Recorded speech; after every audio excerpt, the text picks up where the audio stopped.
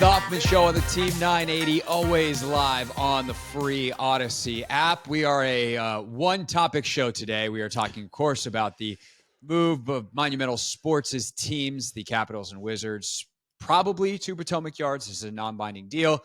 And when this story broke, there was one person I wanted to talk about it, someone who lived in D.C. for 40 years, someone who shaped my view of D.C. sports as much as anybody because I'm lucky to call him one of my best friends. He also commentates on sports professionally, but has covered DC Metro as well back in his days for the Washington Post.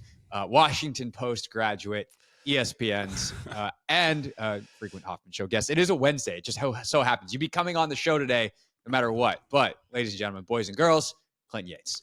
What's going on, Gregory? I really appreciate the kind words. And yeah, this one hits home pretty hard. So much so that I decided to wear my Le Boulay shirt for this interview. Yeah. For those of you who are not tuned in on YouTube, I am wearing an old school red Bullets shirt, sir, because your boy has been to the Capitol Center quite a few times. Yeah, I was going to say, I'm glad you told people that it was a Bullet shirt because while I have gotten through enough French on Duolingo to understand the Le Boulay reference there, I don't anticipate everyone has. Okay, so I do not want to lead the witness, if you will. Yeah. You see the news this morning. You see Leonsis and Yunkin, et cetera, et cetera. What is your reaction to this from whatever angle that you want to attack it from? Well, my first reaction was this feels like a real attempt at a power play from Theodore that I'm not sure I understand the necessity of. And we can get really granular with all the business and land deals, and I don't necessarily know that we have to, but on a basic level, I think that Theodore is grandly underestimating people's willingness to dislike him. And I think that matters for a couple different reasons. Number one is that's always been a big part of who he is. Being popular was always very important to him. And I think almost to a fault that has kind of gone the other way. And number two is that there are people that will walk away from the Wizards. Like, let's be clear about that from an NBA franchise standpoint. And the Caps are a different discussion. We can sort of parse that to the side, as are the Mystics. But I think that if you're thinking about the NBA, because of the town that DC is,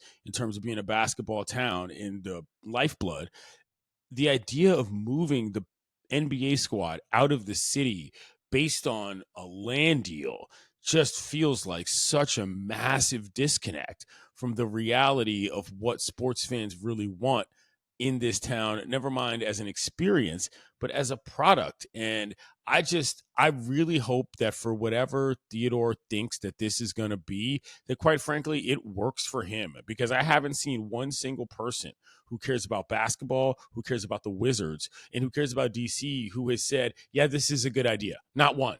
You know what I mean? And that alone, on simple anecdotal evidence, never mind my own knowledge and brain trust about the situation, is enough to tell me, yikes, off the rip.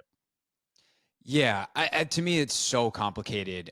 But the simplest part of it is exactly what you just said. Like the heart and soul of the matter, the feelings, the emotions, which is what makes sports so great, is that it sucks to see a basketball team leave a city, and especially a city like DC with such a one of the things that I have written down in my notes for today to discuss and parse out is the fact that the Wizards have been largely irrelevant in the NBA for 40 years. Like, what level of impact does that have on this? Because, we can talk about the economics, but the economics change if they're good.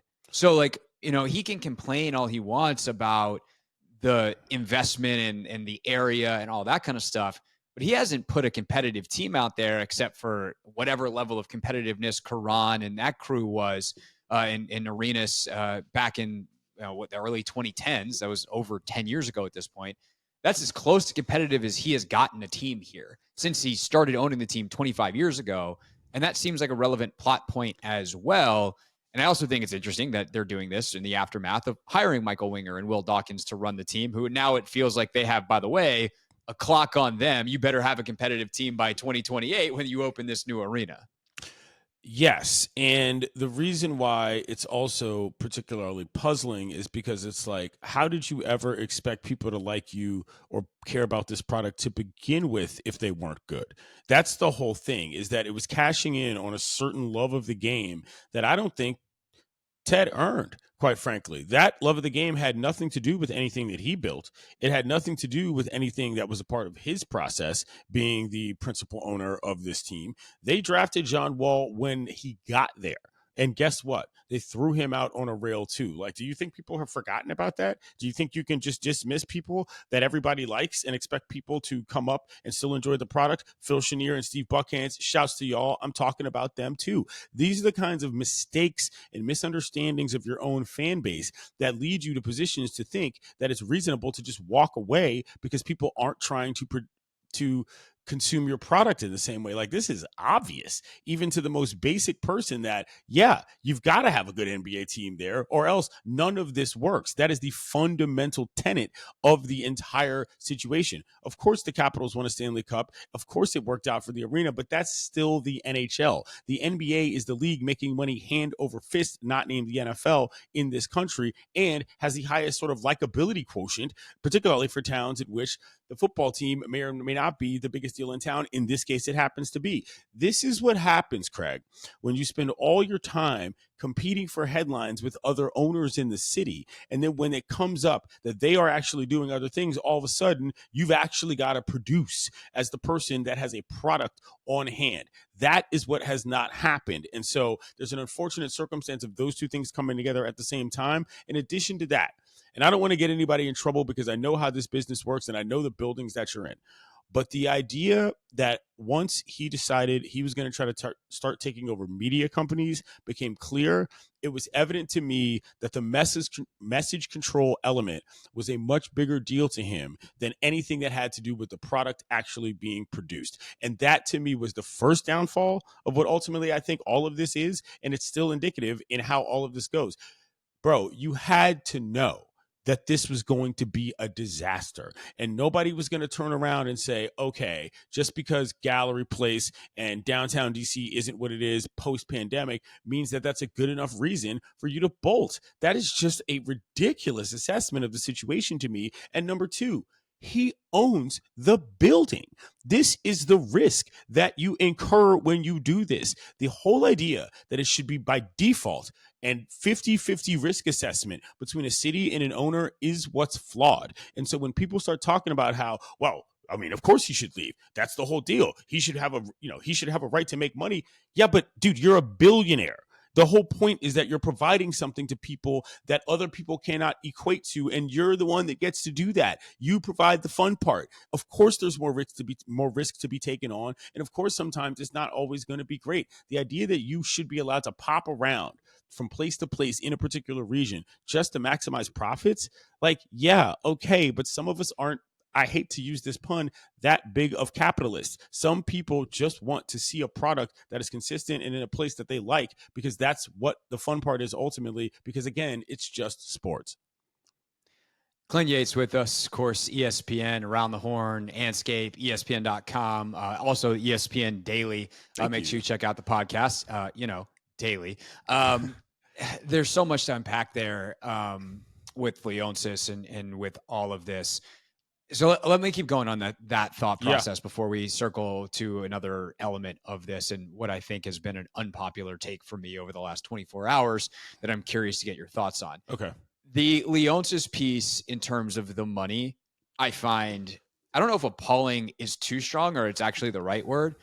This dude in June just got investments from the Qataris. And to me, if you're the first owner in on the NBA's loosening of, hey, cool, we're allowed a small percentage of non-controlling, a non-controlling interest in a franchise for a sovereign wealth fund, and you go into business with not the most savory of governments, if you know anything about how the Qataris just put on the World Cup, where somewhere between 5,000 and 7,000 people died, most of whom were basically slaves that they imported from other countries. It's not great. And then you come and ask DC, who is struggling financially in a tremendous way, for $600 million. Like, again, from a business standpoint, can I fault him from going to Virginia because they're willing to give him some money and work with him in a different way? No, but like I do think there's a lack of reading the room here, and it goes, by the way, to your piece on Monumental as a network as well. Like I don't have a problem saying it. Yeah. You're not going to get anybody in trouble in this building. Our friends who work over there, they understand the score, and I don't begrudge them for taking the checks because I'm sure Ted pays all right. Right. But at the end of the day, like there does seem to be either a misread of the room, but I actually don't think it's a misread of the room. And I think he cares. He just cares about the money more. And it comes down to priorities versus like, oh, he doesn't care or he's not smart enough to realize it. No, he's plenty smart enough. It's just his priority seems to be the money. On top of that, what's unfortunate about that is that would be fine if it felt like he cared a little bit more about what's actually happening on the court or on the ice. And what's going to happen with ESA as well? Like all of a sudden, the Mystics are moving back to Caparedia. All of a sudden, that where the city poured in a bunch of money to rebuild that just becomes so the go-go can play there. We like, don't exactly know what, it's like, dude, you can't just move in a vacuum based on your whims about the rent of one particular or the land lease of one particular building. Like I just it's kind of unfathomable to me. You talk about appalling. That's the word I would use. That like this is really just about the money. Like I'm sorry if that's what you're going to say. This is all this is. Well, then don't tell me that you named the team the Go-Go because you were trying to connect with the community. Don't tell me that all these other efforts that you try to, I don't want to say propagandize, but sell. Bro, they are unveiling the Boundary Stone court like tonight. And I will say this, they have done a really good job. I think the Wizards specifically have done a better job than any of the other teams of being like, we belong to the district. Right. Like, yes, of course we care about everybody in the DMV, but like, hey, this is basketball. This is DC. This is the district. And now they're gone. They're literally selling jerseys at this moment that say those words on the front. Like and at some point you think to yourself, man, is this really going to be how we find out that the emperor has no clothes? Because ultimately, the product that everybody wants is to be able to gather and root for the home team in a way that brings everybody together in the simplest manner possible. This is not rocket science. This is not even rocket surgery, to quote a funny movie. It's just, if the greed becomes so obvious, it doesn't even matter if it makes sense, because the only thing it makes sense to is making more cash. And for all of you fans who get caught up in being so aligned to a franchise that you seem to think that the things that make more money for the owner are in the best interest of you by default, that's a scary thought. What you want as a fan is the priority to bring you the most joy. Doesn't seem like this is doing it for anybody that I've asked or anybody that's told me. So I will ask one more question along that line, and then I want to get to what it means for the city. Mm-hmm. Is there a chance, this is a little bit devil's advocate, but also I think a logistically fair question. Is there a chance we're overreacting here? That at the end of the day, like it's metro accessible. It's like 5 extra stops on the yellow line. As Ted said, like they call it National Airport and everyone thinks of it as DC's airport, but it's in Virginia. Like, it's really not that far.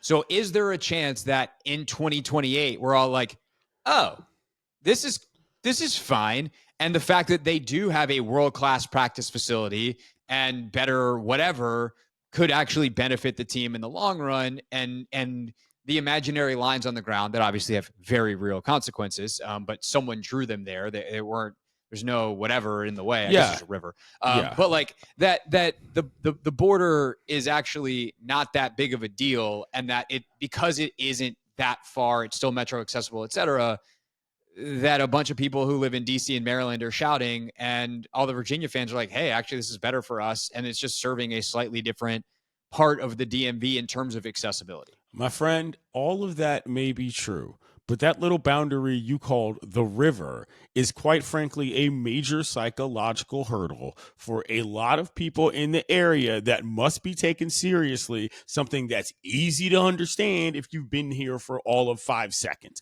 Or you follow any of the DC dating meme accounts. This is what I'm saying, bro. People are not crossing that river even for the holiest of the holies, so to speak, And what I'm saying is that yes, it might be an overreaction in the context of in a strict, if we're playing a board game way, but in the reality of what's on the ground, ripping the NBA franchise out of downtown DC as an experience to Potomac Yard. When was the last time you went to Arlington or Alexandria? Correct.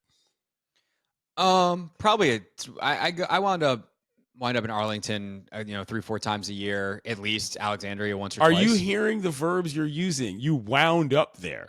You know what I'm saying? Like just that word but like alone. I go. It just depends. I'm also someone who thinks that people generally, like, unpopular opinion here, I think people way undervalue, like, DC folks should explore more of the DMV. This like, isn't is just good about stuff in DC Maryland. folks. This is about Maryland folks who won't go to Virginia either, and Virginia folks who won't go to 100%. Maryland. This is all interconnected. My point is that, okay, Potomac Yards ain't that great. And to get to the airport point, people go to the airport to leave town, not to enjoy what's around the airport. That analogy doesn't even make Right, but sense. the point is that it's not far. And people think of it as like, oh yeah, that's the DC airport versus the suburban Dulles. Yes, but it's not And far because of the BWI. nature of the building. Not because it's not far if you're going to be there, I'd just say 40 times a year when you don't live anywhere near it. And look, I get it. Virginia fans could probably fill in a lot of the people that weren't going anyway, but I just don't think in general it's that good of an idea. Never mind all of how I feel about the cultural element of it. So, yeah, listen. Do I think Potomac Yards or whatever insert made-up name we have here has the right to National Landings apparently oh my being God. floated. Right, exactly. Amazon and all these other places, do they have the right to grow on their own? Sure. But it just feels so cheap, for lack of a better term, to just pop over to Alexander. Like, what? Are you being serious here? People who are fans of the football team have been arguing for decades about getting the team back into the city, and you've got one little measly issue, which I'm going to call it because, again, you own the building. You're going to pop over Alexandria. The whole point of building ownership is that you are somewhat committed to the landscape around you for the long run. I get it. You want the mayor to clean up all the crime and all this other stuff. But again, sorry there was a pandemic. Sorry people aren't coming back. These are the risks you take when you buy buildings as a billionaire. It just seems like it's so lame to be like, oh, well, yeah, obviously we have a good reason to leave. No, you feel like a bully. It seems like there's a billionaire being a bully for something that billionaire doesn't deserve. Good devil's advocate question, Craig. Great take, Clinton. Really got it going. Got you wound up. But I do think, like, I don't know, it's also easier for me, but I have disposable income and just Sure. like the time, to go there. And it's different. And I fully acknowledge that privilege in terms of that it's probably not as big of a deal for me to go to Potomac Yards, whereas a lot of people that have been going to Wizards games for a long time, it will be. And I think that's an important reality to acknowledge. Not to mention who it's going to affect in terms of the employment in the buildings. That's something I think about a lot when it comes to Black folks in DC and how the entire fabric and framework human-wise operates when it comes to these functions. So that leads us to the city. And here's my, I don't even know if it's like my take, but like a theory that I have floated that I think is very well backed in the research that I think should be up for consideration here, which is that this could be a tremendous opportunity for DC. Okay. As much as it hurts the soul, it is very clear that the economics say stadiums are bad for cities. They don't make the money back. Now, I would also push back on the pure economists and say, like, yeah, they're entertainment. When you go to the movies, you don't expect a return on your investment. You expect to see a movie. So, like, there's pushback there. But on the investment side, on the money side, it's often sold as like, hey, this thing is going to bring business to the area. And it's like, actually, it's probably not. And I think that because of these gigantic macroeconomic factors, AKA the whole world economy has changed post-pandemic. Specifically, urban economies have changed. And areas like downtown DC, which, to be clear, is a business district. There are law firms and every other kind of business that are like major companies that had business space down there. And those places are empty because of hybrid work now. And with that said, Ted's got a land lease. I would kick him off the land and be like, nah, bro, you left. I would reimagine that area, by the way, in a city with building height limits, which limits your ability to build housing because you can't build up. You can only build out. You've now created a massive potential area of space. they're already converting a lot of business buildings into condos and housing. If I'm the city, I look at this as an opportunity to create affordable housing or subsidized housing or whatever version of that. Please do not build any more freaking luxury condos, right? But build affordable housing. So put food in a food desert outside of that giant that's on 7th Street. Like, you get south of that, there's not a lot of grocery stores, so let's get those. The restaurants can stay if they want to, because now all of a sudden you're going to have people living there, and you can have gyms and all these other things that happen in all these other neighborhoods. And you could revitalize that area, not as a place that people work and then go to events, because people don't live in an area where you go to events. They can make it a place that people live. And I think if they don't take that opportunity, I feel like that's a loss. And you do what the Atlanta did with Turner Field when they moved to Cobb County. And the revitalization of that area has been real. That's the exact argument that a lot of people have been using for the RFK site for many years. And I do not discount it whatsoever. The only reason I don't think that is lines up with what the reality of right now is, not that it's incorrect, and I'll get to that in a second, is that the building's already there. And that's the main issue, is that this would be one thing if we were talking about starting something new and options from zero, but that's not the case. What's going to have to happen with RFK. Correct. And the other thing is that, guess what? They could do that anyway. And so could Theodore, in terms of revitalizing areas. I mean that in terms of affordable housing and whatever. I realize the space isn't the same. But overall, I just think it sends such a bad message from Monumental to say, well, when the going gets rough, we're gone. Like, that's so antithetical to the reason why Abe Poland was there to begin with, number one. And number two, like, bro, this is what we're all trying to do, is make the space livable for everybody. As a sports owner, to think that you just get to dart in, dart out as it suits your fancy, that to me feels so disingenuous. And so, yes, of course I agree with you. Like, there's a million places I would love to use to recreate or repurpose for affordable housing, particularly in that part of town where so many people, as you know, you can see on the street struggling. So that's not, to me, mutually exclusive. Although I do think there is something to be said for the city being like, if you want to go, you're gone.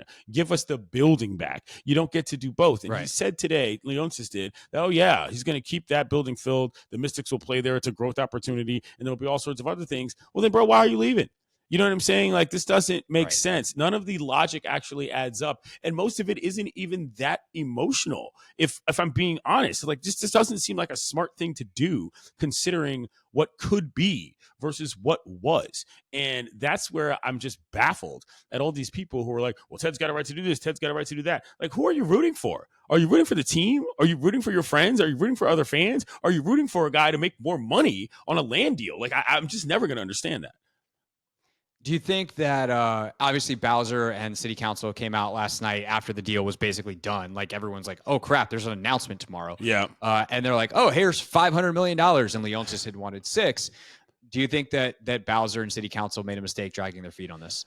Yes, but not in the way that many people think that they do. I think that they figured that Ted would not have the audacity to walk out on a building he owns from downtown DC, some of the most prime real estate in the city, as an opportunity to go somewhere else.